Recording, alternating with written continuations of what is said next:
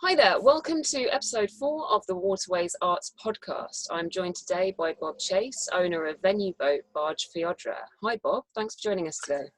Hi Zoe, thanks for inviting me. So the first thing I want to talk to you about is how you came to have a venue boat Barge Fiodra, what the thought processes behind that were. Wow, the thought process is very long. It's actually taken about 25 years between having the idea and making it happen. Which just, if you're tenacious and you get your fingers crossed, maybe your dreams will come true, or nightmare, depending on how you look at it. I began living on canal boats in the 1990s up in Rickmansworth, and at that time I had a career in the arts, and I was running an arts centre. I was arts centre manager in Hertfordshire, so I was running a 400-seat venue with an art gallery, with a cinema, with a museum attached to it,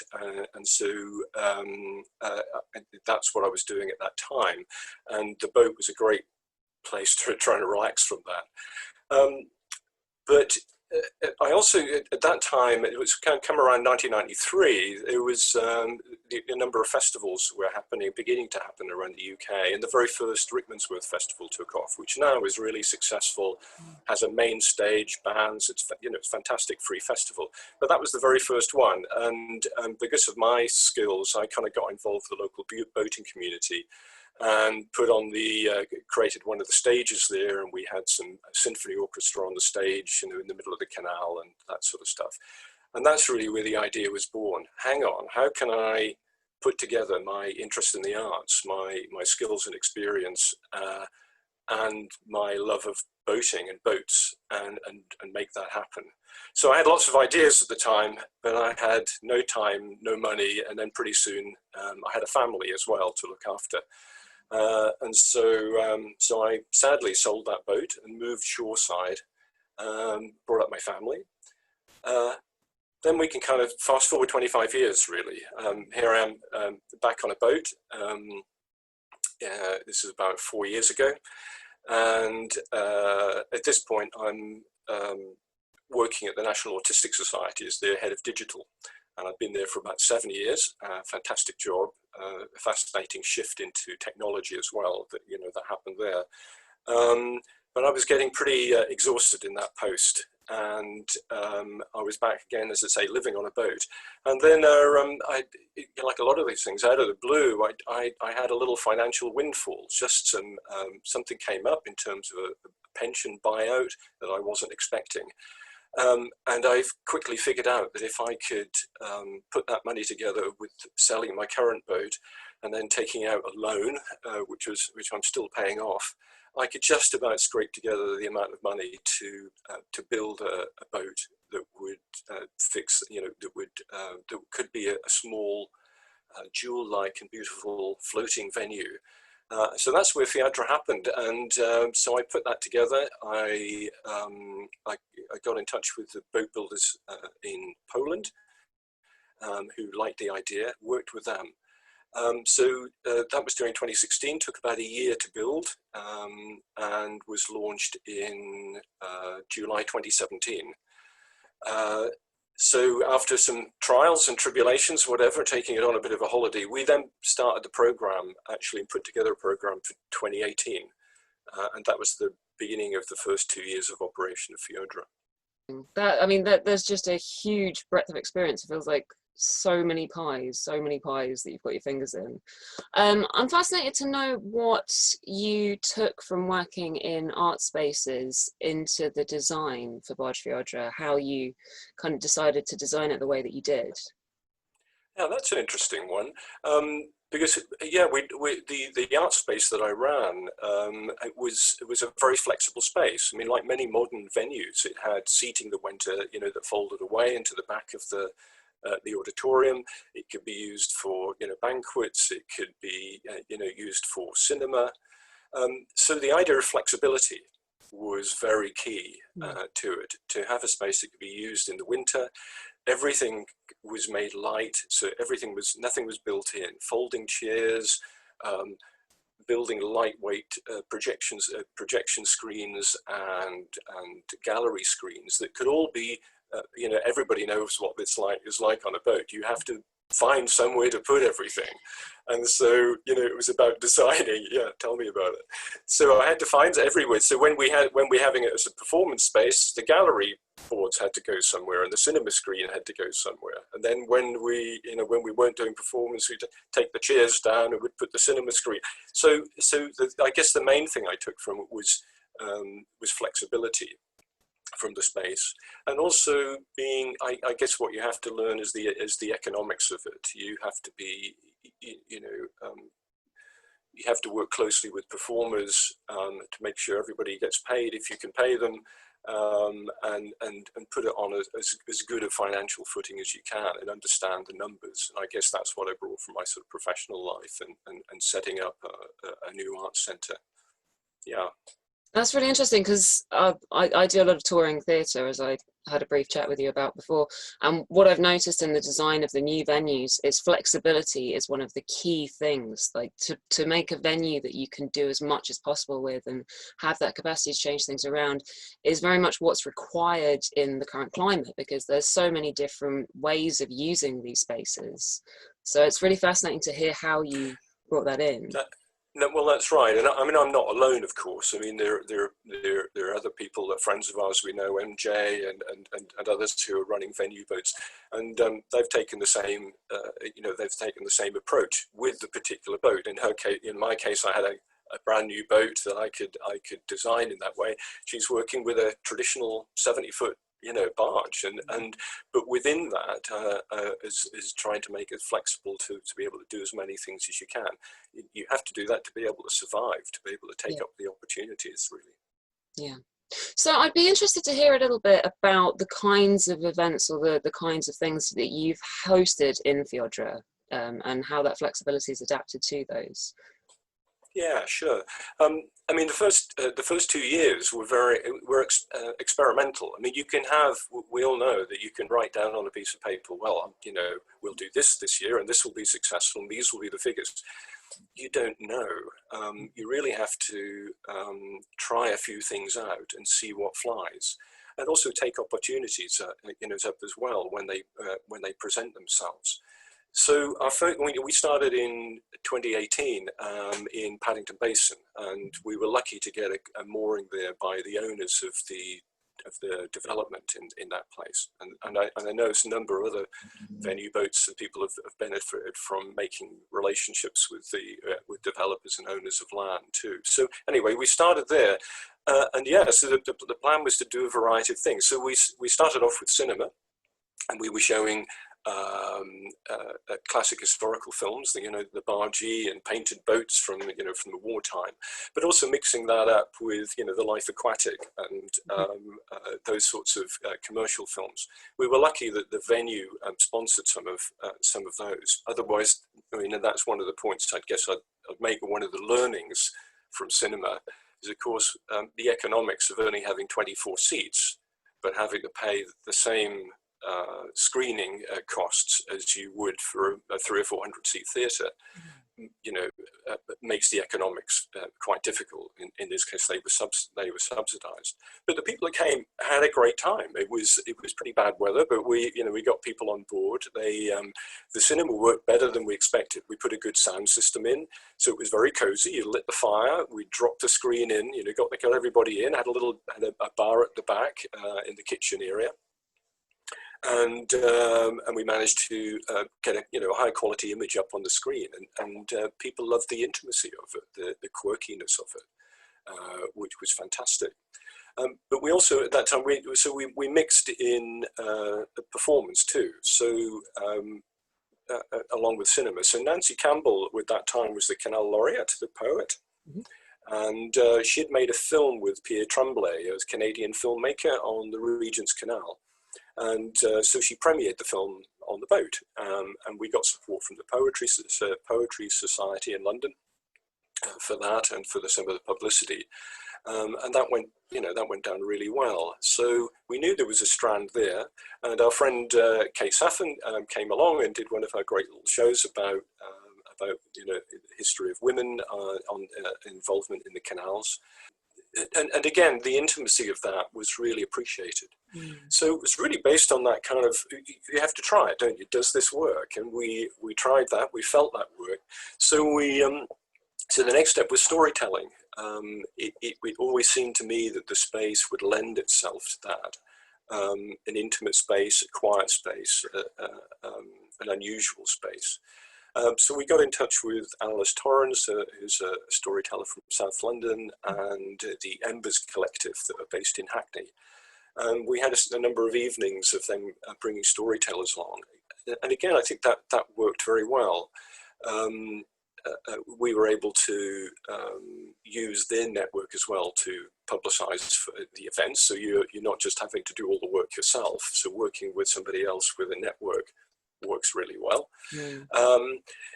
But we were still struggling with the economics of it, because by the time we'd done the marketing, by the time we'd paid the performers, there was precious little left over. And that was okay for us in these first years, but if that's all you're relying on, it can be a struggle. And some of the performers very generously, took lower fees for doing things at that time to help us out. But that isn't something you really want to do and to expect from performers. They're making a living, they're putting a lot of effort into what they do, and they should be paid for what they do. So that was the genesis of it. To cut a long story short, other things we've done. Gosh, so we pressed ahead with cinema, and we talking about taking up opportunities. We looked for films about the canal system and about the canals in the UK, and of course we came across these. Probably the most recent being 1963, 64, the Barge. Nothing after that. And then all of a sudden we heard that Tupac Felber, an independent filmmaker, had just made a film about the way navigation. And within a few weeks, we'd also heard of another production called Anchor and Hope, which is about a lesbian couple living on the boat in central London. And what's more extraordinary, we managed to get in contact with the independent distributors, told them the situation, and said, look, we haven't got very many seats, but hey, we're a canal cinema, what can we do? And so I managed to negotiate a 50-50 split with them, basically. Even if we were sold one ticket for one of their shows, we'd split the money 50-50. So it meant that we could still make some income. Whereas conventionally with cinema, you have to pay a guarantee. So it's around, if you're lucky, 80 or £100 per screening. Now, the economics of that with 24 seats make it very difficult.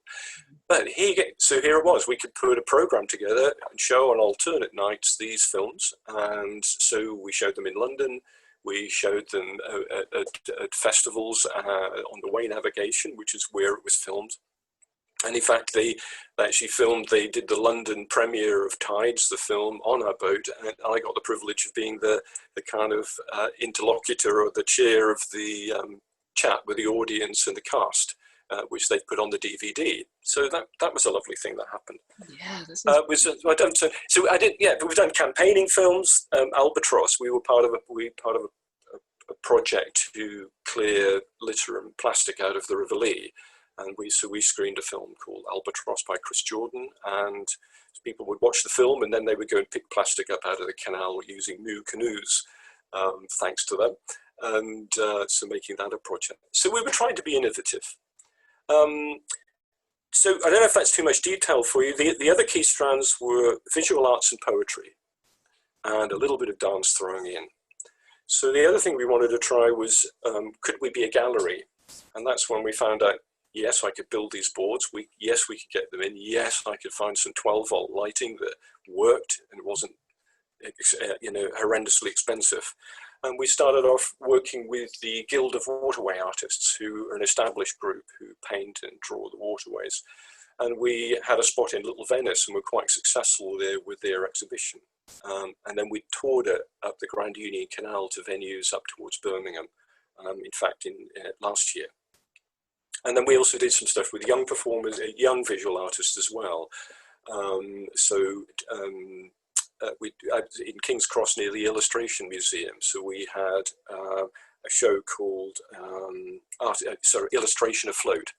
So we had Salome Papa, a sort of young artist who came and put a disco show on in the boat. Again, a flexible space for that. And a group called Cutting Teeth, which is a group of cinematographers who brought their exhibition there. And that was it was also useful because I'm an oldie, but my daughter's an arts graduate and wants to be a curator, and she had contacts, and she put her efforts into that as well. So it was nice there for a younger person to be able to be involved and put that together and make it work. Yeah. So poetry and yeah, a mix of things there. We with the help of the Poetry Society, we toured sort of poetry readings and events. Robert Powell, we had Joseph Butler, who lives on a boat, came and did readings on the boat. And then Anna Warren, who is known to some of us as a kind of, as a contemporary dancer who has a fascination with the boats. She came and did some performances on the boats too. So I guess, that's a long splurge of things that's happened, but it gives you an idea of these different things we've tried to do. And our lessons on the way really as to what's working and what works and what's not. But it's been great fun doing it for 2 years until we hit the roadblock of COVID, of course, which has derailed things. I mean, that it's just such an amazingly diverse array of things that you've managed to find ways of staging or bringing people to.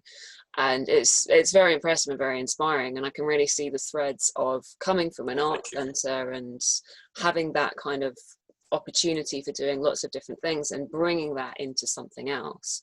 So I'm interested, having been in both of those locations, how do you think the audience has responded to being able to access those sorts of events in a boat rather than a traditional venue space? Yeah, I mean, generally well. I mean, the most common reaction, particularly because they see in the case of my boat, rather than an open boat, the activity happens inside. So you can't see much from the portholes on the outside. But they have steps that they come up onto the foredeck, and then there are double doors that open as they step down into the venue.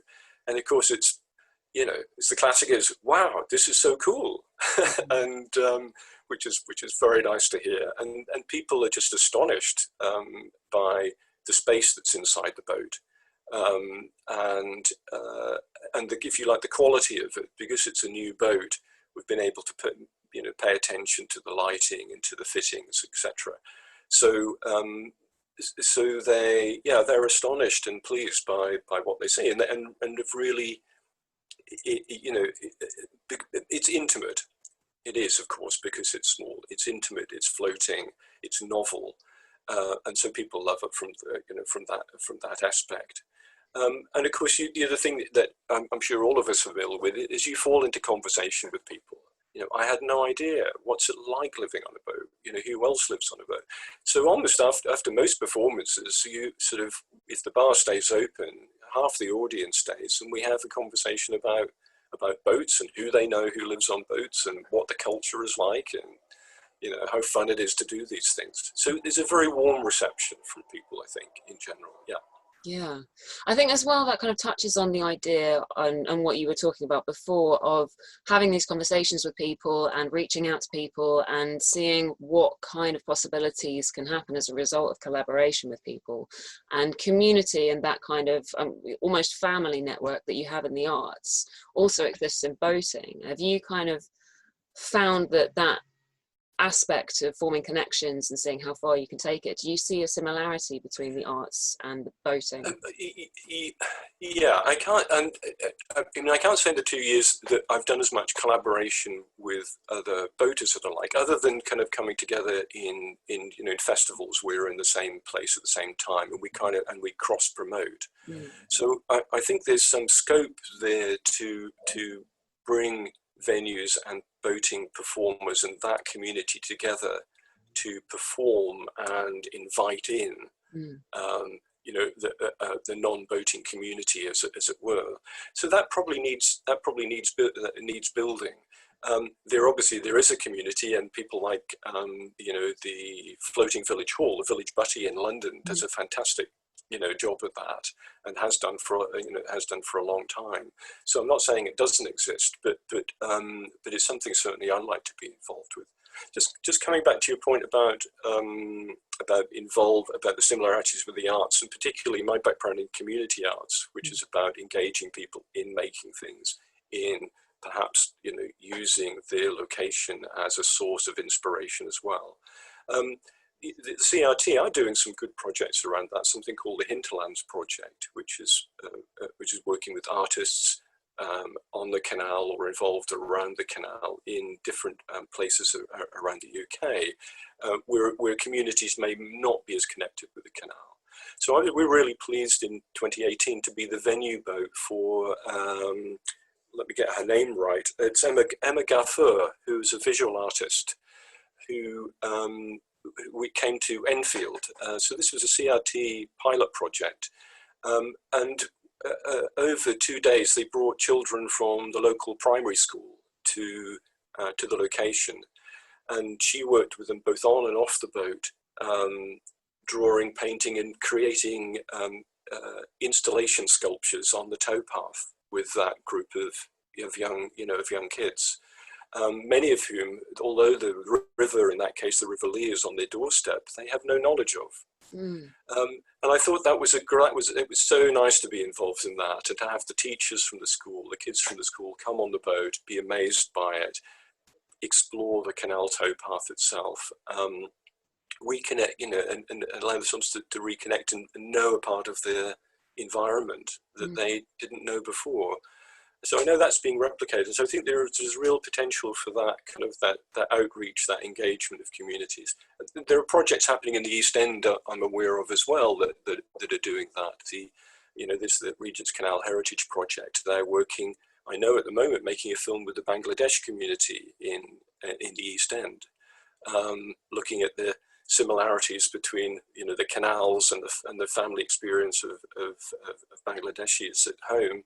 And the similarities with the canal going through the East End of London.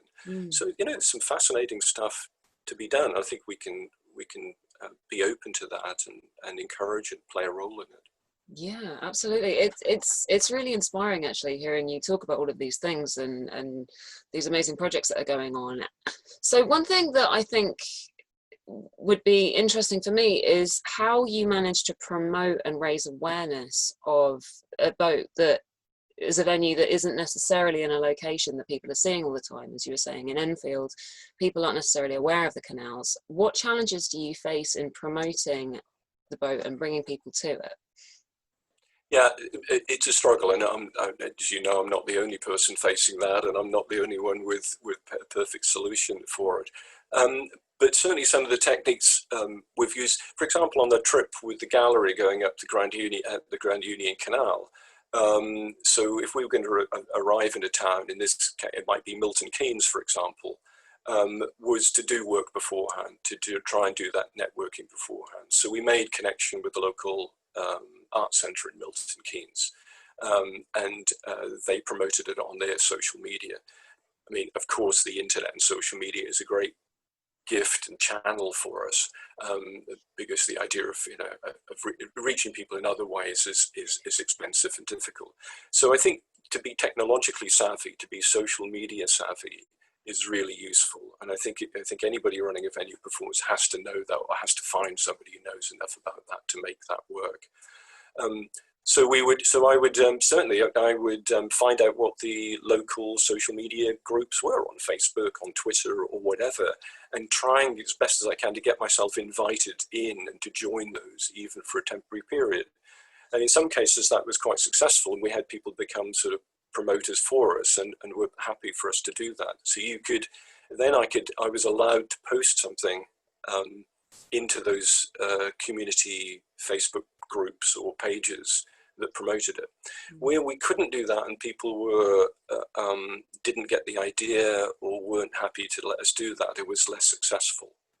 But where we could do that, where we could leverage the existing networks and convince people that this is something they're participants, their members, the people in their local communities would want to know about, then that's when it became successful. But to do it in advance of the arrival as much as you can. And when you're there, of course, you'll pick up people. But even when we did, what was surprising to us is that some of the places that we thought we would get most support and we'd done most work, we got less. Sometimes we got less than the turnout that we expected, and then other places were a surprise where we didn't think, we've had much of a turnout. People came by. So, as you and I know, it's as much an art as a science, and it's kind of unpredictable. But you keep plugging away, you keep learning.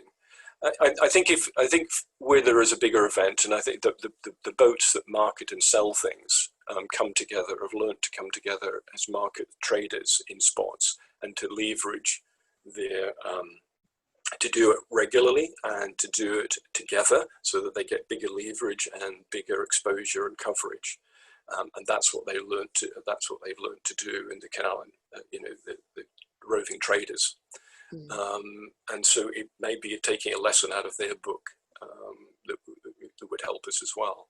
Yeah, it's just I was part of Alarum Theatre's 2017 tour, The Idle Women, and what you were saying earlier about kind of certain people locking into the idea and being really passionate, we definitely found that as well, and it really did help the process. And it's one of those things that once you identify those individuals that are inspired and passionate about what you're doing because it's different, they will kind of feed into that for you, and they will help kind of put those feelers out, and they just bring people in. And it's so exciting to have that response from people where they just feel so uplifted. And I've been working in traditional venues for a very long time, and I just don't feel like I've ever had the same response that I get from an audience as when I go to unusual spaces and unusual venues, and I bring things to places where they might not necessarily be getting to see the work that we're showing to them.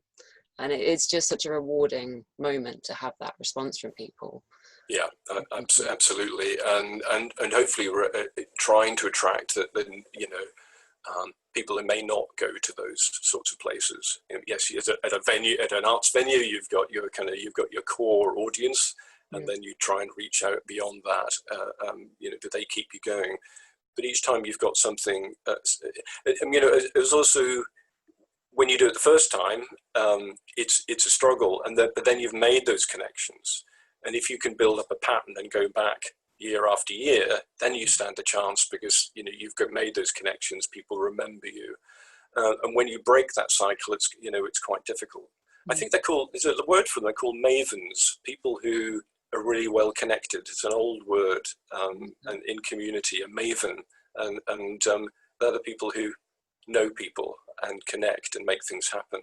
And so, we need to. That's right. Connecting with them and having them as champions and for your cause is really critical, I think.